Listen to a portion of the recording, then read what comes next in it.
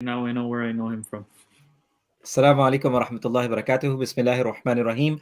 Nahmaduhu wa nasalli ala rasulil kareem. Amma ba'd. Brothers and sisters, welcome to our weekly program, Got Questions.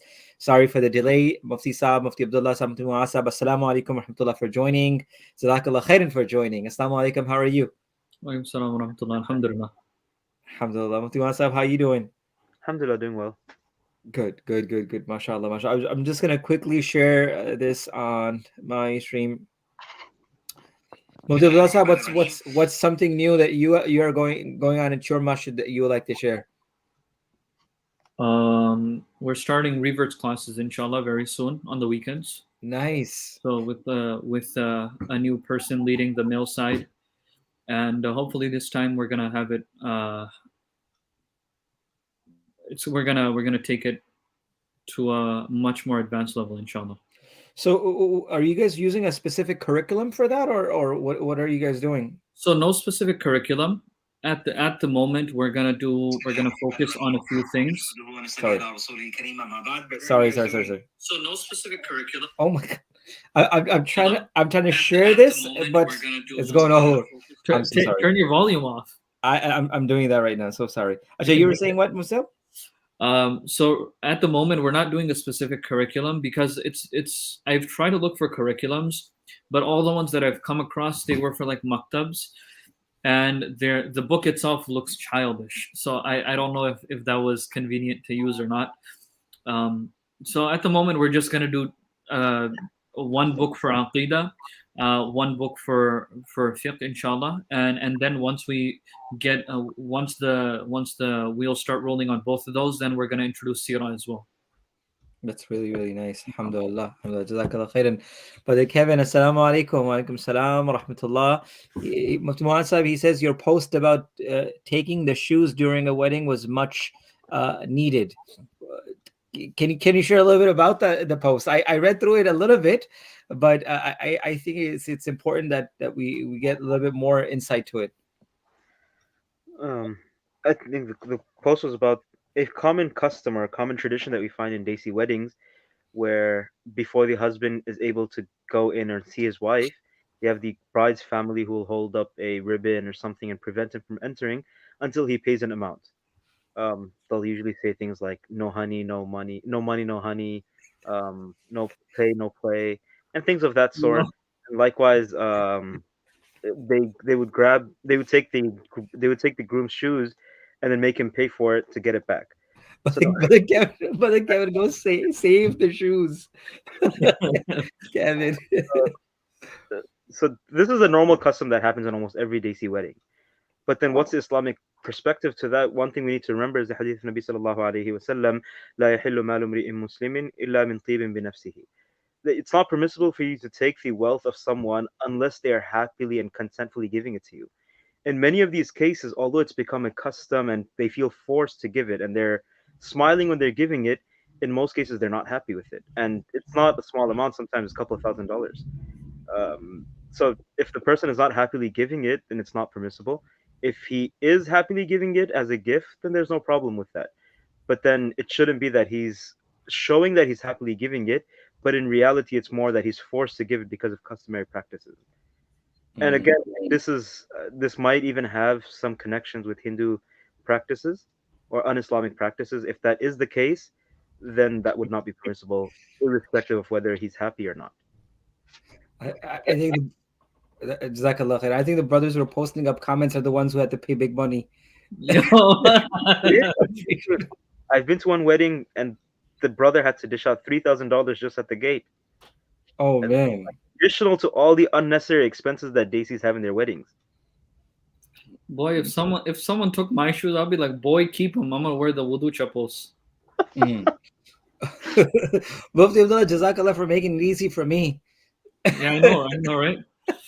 So Mufti Abdullah, a question that I would have a follow-up with you with regards to that is that, are you seeing that these customs make it very difficult for many people to even think about marriage because they have so many things that they see around, which sort of makes it very difficult for them to even have a plan to get married, because there are so many things that they're seeing in all these weddings and rituals Uh, and do you think that that plays a role in young people making decisions to get married early at a time when they can and it just becomes too difficult? Definitely. I don't think young people. I think I would say middle aged. Young people are becoming more towards the I'm just gonna keep my wedding simple. I'm talking about younger, like people that are in their early 20s, from what I've seen. The ones that are middle aged, then since they grew up in that for a longer time, and they've been to many of those weddings, and obviously um, they have family that possibly do that. This is from what I've seen. I could be wrong in terms of the age, but yeah, some people it is about one thing adding on to the other, and it's just a bunch of things which are unnecessary, such as this, and then uh, the walima has to be humongous, and then after that you have to do this and you have to do that, and you got to pay for this, you got to pay for that. It's just so much money, and people are like, man, forget that. I'd rather just, unfortunately, I'd rather just keep a boyfriend and a girlfriend.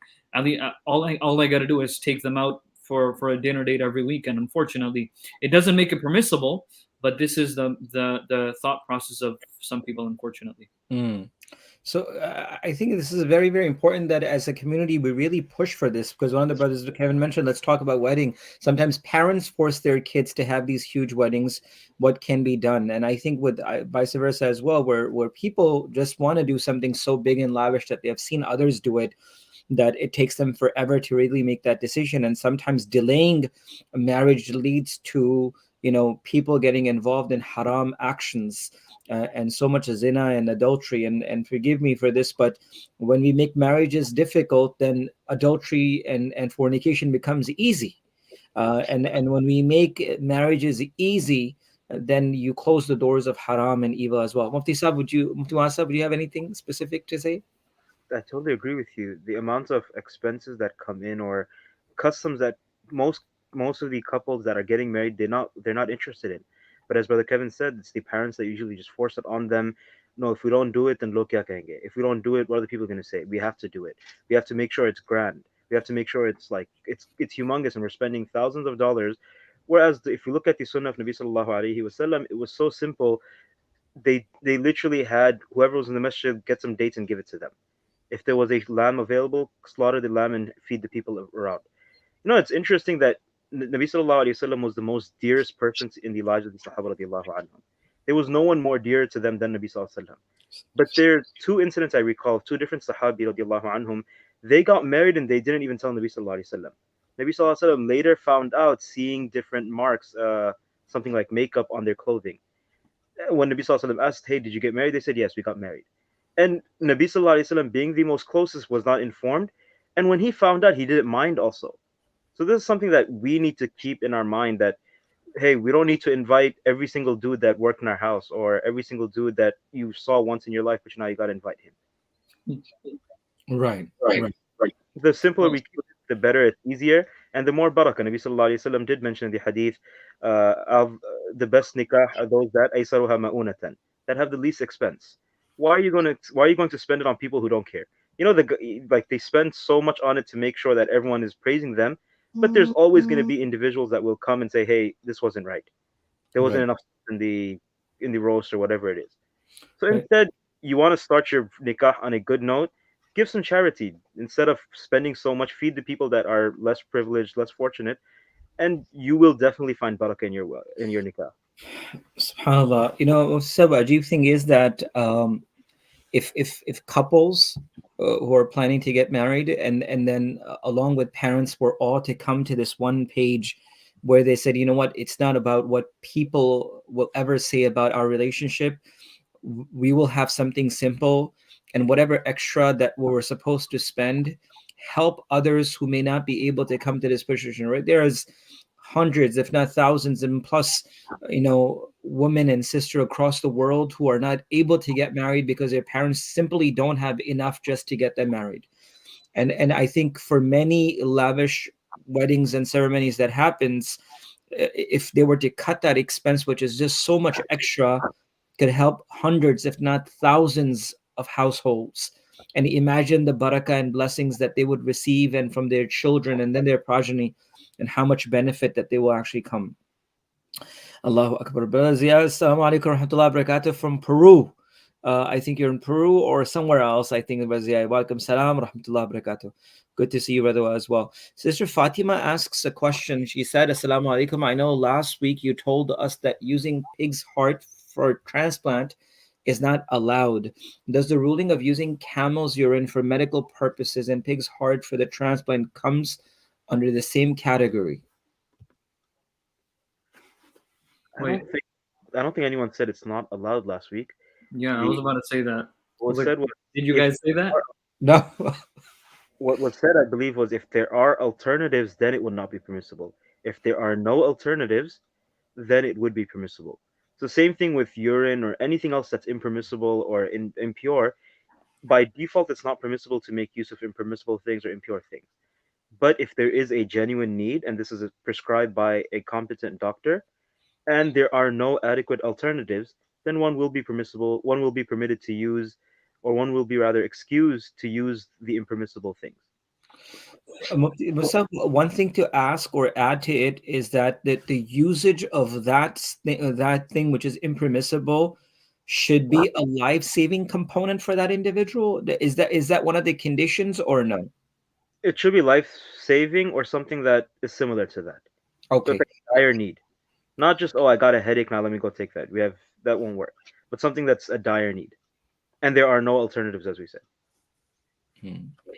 So in our cases where we see, like, for example, the whole aspect of tadawi bil haram or anything like that, for example, we find medications or capsules with gelatins on it. So we would always have to look for alternatives where it's something that is safe and clean and does not have any of those components. Would that be our first step? And if Correct. not, then okay. And in most cases, thanks to the vegans, there are alternatives that we can enjoy. Vitamins with capsules and all that, there are vegan friendly alternatives. Um, Anything that you're thinking of, in most cases, there are alternatives available. You just have to do the search. It might be slightly more expensive, but don't worry, you'll get rewarded for that. SubhanAllah. Mufti Abdullah, you were going to say something? Yeah. Um, so let's just suppose there is a capsule, like a multivitamin, which doesn't have any other, or let's just say there's a capsule and doesn't have any vegan alternative. And it's just taken not as a life-saving component and neither as a uh, life improving component. I would say it's just taken maybe as a multivitamin or something of that sort, something along those lines, meaning something voluntary. In that case, obviously, this wouldn't apply. Correct. A person wouldn't, right? Correct. That would not apply. Yeah, Hmm. it would still remain haram. Right. And and going back to the point, I know it might be a little bit of different topic, but the usage of the urine that was from the hadith of the Prophet sallallahu alaihi wasallam's, there are multiple answers to that, right? It's just not the Prophet sallallahu alaihi wasallam said go and use, eat from its meat and use the urine. There are many components that have been mentioned with regards to the people who were the villagers, their even their beliefs, even their treachery. Some even have mentioned that there was a specific thing that was only for that. So there were a lot of prerequisites before this information, because a lot of time it's just like, oh, the Prophet ﷺ said to use it. Correct. Right, so there was a lot of history or sira behind the entire incident, where a group of individuals had come from the outskirts, where they asked, and the Prophet ﷺ asked them to use the meat and the urine, and there was just exceptions at that time. It was just not at all times. So, but as I mentioned, he's in Panama, he's in Peru next week. That's good. Jazakallah khair. May Allah make your trip safe. Bless the vegans, Brother Kevin. If people were as aggressive as vegans, if Muslims were as aggressive as vegans in terms of halal, I mean, the world would be a different place. Wallahi, I was going to say the same thing. I was coming to my mind, but I completely forgot. I was thinking, like, you know what? The amount of Muslims that exist, Allahu Akbar, are much larger, in number and force, and it's a religious responsibility. And if we were to put our preferences and our needs I think when we have the consumer pressure everywhere, it sort of clears out things. And I really want to make sure that our brothers and sisters who are out there, look, we trust our brothers and sisters selling halal and good, but it's your haq to know that whatever you are eating is right. You're not getting it for free. You're paying, you're working hard, you're spending time, you're earning, and make sure that whatever you're eating and consuming, you have it in front of you and it's proven to you it's halal, right? If we don't risk our dunya, if we don't risk our, mal and wealth, then why risk our deen with things like that? So you're right, Mufti Abdullah Sahab. I think if we all as Muslims were to really push forward with the importance of halal, we can definitely make a lot of changes. Brother Farhan Ahmed asks, Assalamu alaikum, the 30 juz we have, how did it come to be? Because nuzul and stuff, or tartib? Yeah, walaikum salam wa rahmatullah. So the Quran is 114 surahs, the same 114 surahs that the Prophet sallallahu alaihi wasallam received, and that was passed down from him all the way to us. From that time until now, there were different scholars who tried to divide the Quran in terms of just division for ease of memorization. So for that, some scholars divided it into 30 juz for ease of memorization and for ease of revision. Some even divided it into 7 portions, which we commonly known as know as manzil. So Right. yeah, so it's just scholars afterwards. It's just division of the 114 surahs of the Quran itself, but the Quran itself is the same exact Quran. It's just a way of division for ease of memorization. Now, if you're asking about the exact history, I don't have the exact history and the exact names from the top of my mind. Maybe Mufti Muaz has it. I don't recall exactly. Okay, but that's the overall. That was the purpose and that was the So idea. the compilation of the Quran began, right? I think, is it just about the 30 juz we have? How did it come to be? So what we understand and we know is that the Quran was revealed to the Prophet ﷺ over the period of 23 years. Some surahs were revealed all at once, some of the larger surahs were revealed at different portions at different times. But the Prophet ﷺ did review this Quran with Sayyidina Jibreel alayhi salam every year, and he narrated this to the companions. And that's how the Sahaba learned and memorized. And then at the demise of the Prophet ﷺ, and of course the demise and passing away of the large amount of Qur'an, that's the time where the compilation actually began, where the Sahaba radiallahu anhu ajmain is that similar? I'm not sure if this is a question or not. I think they're asking. We have 114 surahs, but who divided it into 30 juz? That's what he's asking. Oh, some of the 30 juz we have. How did it come? Oh, I get it. I was just talking about 30 juz. I get it. Jazakallah khairan. Yeah. So yeah, you're right. I think that's why we have like the manzil and the hizbins and other portions of it. Good. Yeah. But Kevin asks, oh, important question. I have a daughter who is 6, turning 7 this year. MashaAllah. Does she have to fast and pray 5 times a day at 7? Go ahead. Walaikum assalam wa rahmatullahi wa barakatuh. As long as she's not baligh, it's not necessary on her. But as Muslim parents, it's important that we educate and nurture our children from a young age. She's 6, turning 7. She's still very young. Encourage her to fast a few days during the month. Allow her, even if she's not fasting, teach her the importance of fasting. Teach her the values that we have. What are the lessons we learn from fasting? What's the purpose of it? And bring that zeal into her that once she gets older, it's easier for her to start fasting. And start training her from now. Maybe fast a day, 2, 3 days, or something, whatever is easier for her. Maybe even start with half a day, so that when she does become baligh, when she does become mature, it's not difficult on her to immediately jump from 0 to 30. Mm. So the question is, Brother Kevin is asking, but aren't boys supposed to at 7? No, the same would apply for boys.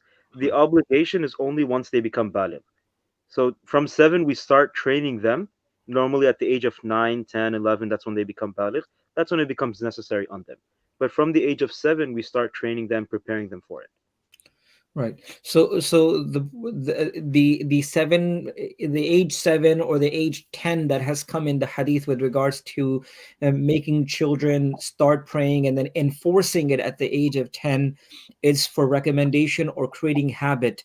The fulfillment of commandments or obligation in Islam will become necessary at the time when they become baligh, meaning they reach the age of puberty for both boys and girls, right? Yes. And if and specifically if they don't reach the age of puberty at the age of 12, 13, or even younger, is there there is a cut line? Is it 15? Is it 13 that they have to do it if they haven't reached the age of puberty and they reach this age? Yes. 15. Right. And of Oh, course, side note, yeah, 15 is lunar years. Years. yeah. Muftullah, you were going to say something on side note? Yeah, so I know some parents, they do like for their children, they do like a half fast, like maybe from like breakfast. After doing breakfast, they'll be like, okay, let's fast for the next 2 hours, or let's fast until Zohar. That also works. It's just part of nurturing. Subhanallah. So fasting the entire day, 1 or 2 days, is very difficult at the age of 6 and 7. Illa mashallah. Except some, I know some kids can do it. I know your kids can do it. You, Shadahi, and probably Jumaina, they can probably do it. But those are my nieces, my niece and my nephews, by the way. So I know they did it in the past, but not all the kids are like that. Especially kids that are not used to that, not used to staying hungry for an extended duration. If if you try to do that, they're gonna get very, very cranky. Mm. If kids don't eat and they don't sleep, they get very cranky.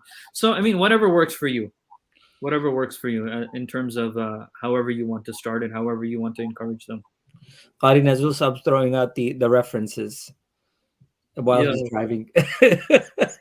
I think he's sleeping, eating, and dreaming about iftar right now.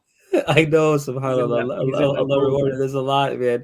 You know, I was just thinking, like, with our kids being at that age of like 9, 7, 8, inshallah, I think I'm just seeing this as a blessing of Allah subhanahu wa ta'ala that they're coming to an age where they will reach puberty, and it's like the winter fasts will start, and it will be like shorter days. So mashallah, inshallah, will be easier for them to start and create that habit. Just thinking from Allah subhanahu wa ta'ala. Mufti Abdullah Saab's, oh, Mufti Muhammad Saab, maybe he dropped his connection. So Fatima Hanif asks, can you also elaborate on Qasr al-Jama? Under what circumstances it's allowed, and does madhab other than Hanafi allow Qasr al-Jama during Safar? And can one switch between different madahib as it suits him in different situations? You, no, I'm gonna leave that to you. I was gonna wait for Mufti to ask because he brings a different mazhab, not mazhab Islam. Mashallah, Yeah, he brings a different mother. he no madhab in the question right there. Does madhab Oh. allow? I guess a school of thought because he'll bring a different perspective, right? Did you just say he makes up his own madhab? No. I What say you he will saying, bring man? I say he will bring a different perspective of a madhab. Yeah, I know. I'm just So messing with so you. so I think his phone died or something, or is yeah. overheating like last time. I know. So, I guess with qasr, and jama, according to the ahnaf, it is not allowed in any condition. Of course, unless you are in Hajj and then you are doing the jama'ah for the aspect of Arafah and then Muzdalifah. But otherwise, in all conditions, in all circumstances, it is not allowed. The only thing that the Ahnaf do allow is where you do Jama Suri, not Jama Haqiqi, where you do not do Jama or collectiveness of two salah and prayers in one particular time, but you can pray at the maximum ending time and the earliest time of the next prayer itself, which is Jama Suran, which is not literally, but figuratively, where you say it's Jama, but in reality you're praying both of the prayers in their own specific time. The other schools, I think Mufti Wasab, inshallah, as soon as he joins us, he will be able to give us a Shafi and the other opinions as well. I think the Kitabul the fatwa from Imam Shafi rahmatullah alayhi, also is not acceptable. Wallahu alam. I don't remember, but I'll have to go back to the book for that. Can one switch between different madahib as it suits him in different situations? No. And I think that's very, very important for us, is where we make ourselves obedient to deen. All of the Ahl Sunnah wal Jama'ah and these madahib that we talk about, Shafi, Hanafi, Maliki, Hanbali, they're all haqq, they're all true, they're all upon Ahl Sunnah wal Jama'ah, they are Quran and Sunnah. But the only issue is that if we begin to pick and choose from particular narrations or traditions or rulings, then we will make the deen our subordinate. We'll make deen our tabi, meaning whatever we want, we will make deen according to our desires. And that's what happened to the nations before us.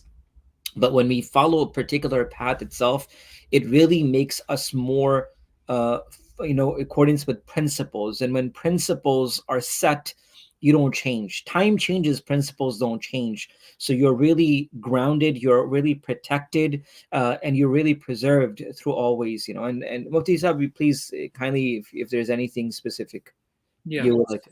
So each madhab has its own set of principles. So the Hanafis have their own set of usul al-fiqh, they call it. They have their own set of rules of jurisprudence, from where they derive the fiqh, how they're going to derive it, how they're going to come about rulings from the ahadith and the Quran.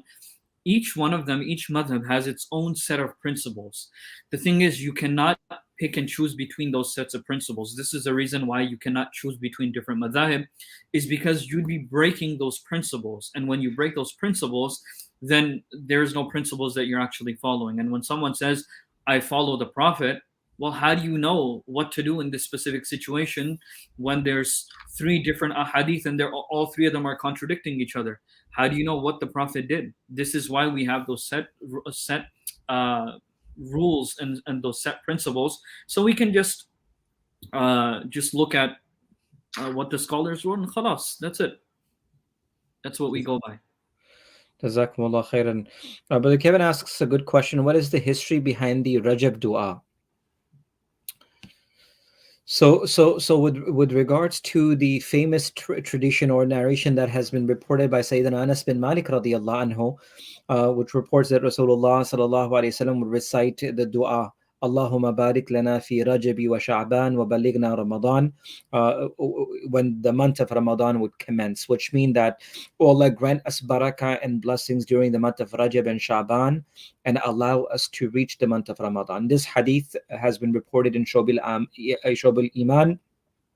I think also in many of the other kitabs as well. But some of the scholars of hadith have classified this hadith to be classified as weak, da'if, but suitable to practice. And to say that this dua is baseless is just exaggeration, meaning there's no haqiqat or reality to this. Allama Nawawi, rahmatullah alayhi, the great scholar and the author of Riyadh al-Salihin, and many in his kitab Al-Adhkar, actually has mentioned that this hadith is slightly weak. He doesn't say it's fabricated, it's false, but he says it's slightly weak. And Ibn Rajab al-Hanbali, rahmatullah alayhi, in his kitab Lataif al-Ma'arif, actually mentions that this narration is suitable to prove the merits of reciting this dua, meaning just to understand that it should be noted that when hadith is weak, some narration or traditions are weak, and they have dua inside or supplications, they can be implemented, meaning they could be practiced and they could be recited. And it's not a fiqh ruling or jurisprudence ruling, so it could be actually recited. Can we say Rajab Mubarak? There is nothing like that in Islam. Mufti Sahib, what is about Rajab Mubarak? Rajab Mubarak. Is it Ramadan Mubarak? That's a question that needs to be discussed. Rajab Mubarak, I don't think that there's anything to it. I don't think there's anything Islamic to commence. Yes, it's that's like saying, sorry, I cut you off. That's no, like please, saying, please. but answer this as well in your in what you're gonna say. No, please. Like, people ask me, can we say Juma Mubarak? Yeah. So Juma Mubarak, Rajab Mubarak, Ramadan Mubarak, Eid Mubarak, all of these, too many Mubaraks, man. That's true. What do you think? What you said? What's the ruling of these Mubaraks? Okay, so when someone asks me, can we say Juma Mubarak? They also added the condition, or they also added a note saying that if I don't send Juma Mubarak to my contact, these specific contacts, they mind. So when it's to that extent where something that is not even mandatory, something that is not even a sunnah, uh, and someone is going to mind if you don't do it, then at that point we have to really think about what are we doing. At that point, it would not be. It would turn into something we can call a bid'ah because Correct. we're making something that is not part of the sunnah an obligation.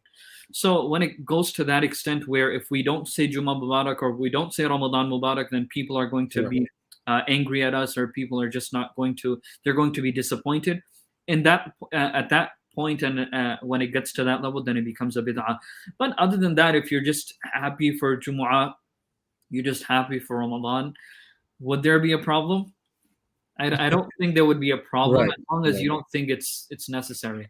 Right, no, definitely, right. Jummah is definitely a Mubarak and a blessed day, and that what Yeah, we find from the hadith of the Prophet ﷺ and the virtues of it as well, and a believer to also be fortunate enough to notice and find this day and be alive and witness the day is a day of blessings and barakah, and you know it's an expression, but there is no mention.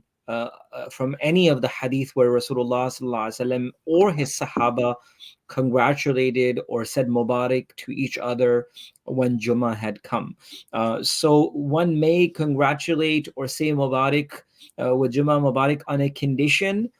It is not regarded to be a sunnah or it's necessary, as you mentioned, that if they don't say it, then they get mad. yeah. So as long as they don't consider it to be something necessary. So I think this is just a suggestion. I think along with Jummah Mubarak, a person should also maybe in that same message say, remember to send salutations on the Prophet sallallahu alaihi wasallam on this blessed day. That would be much more beneficial than just saying Jummah Mubarak, because Jummah Mubarak doesn't really have any benefit to anyone.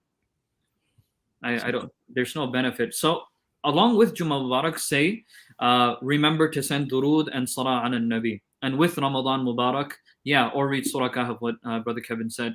Along with Ramadan Mubarak, say, don't forget or take the opportunity of this Ramadan very seriously, and so on and so forth. Just some words of wisdom, words of advice. Jazakallah khairan. So we'll end here now, inshallah. Brother Kevin asked a good question. We'll take it from next week. Why should we recite Surah Kahf on Jummah? I think that's a great idea. You know, even the commentary of Surah Kahf is so important to be done by some scholars where you can read the entire commentary. And it really, Mufti Sahib, I used to get this question a lot. And then we started doing the commentary of Surah Kahf in our masjid. And I felt that many of the questions were answered of why is it protection against Dajjal. There are so many things that, subhanAllah. Assalamu alaikum, Mufti Sahib. Alhamdulillah. We're just talking about Jummah Mubarak and Ramadan Mubarak and others, and the hadith of the history behind the Rajab Dua itself. We just briefly shared some things with regards to the hadith being present but being daif and weak. But of course, dua being weak could be practiced, or more or less in effect. The last question came was with regards to Surah Kahf on Jummah, but we said it's a longer question, so maybe we'll take it next week, inshallah. Mufti Abdullah Sahib, anything from your side? No, Jazakallah khair. We're good? But yeah, Brother Kevin made a very nice hashtag up there. What was it? Uh, Normalize simple nikah. That was a nice one. I like that. Normalize simple nikah. Right there. Yeah. So shout out to Brother Kevin for that.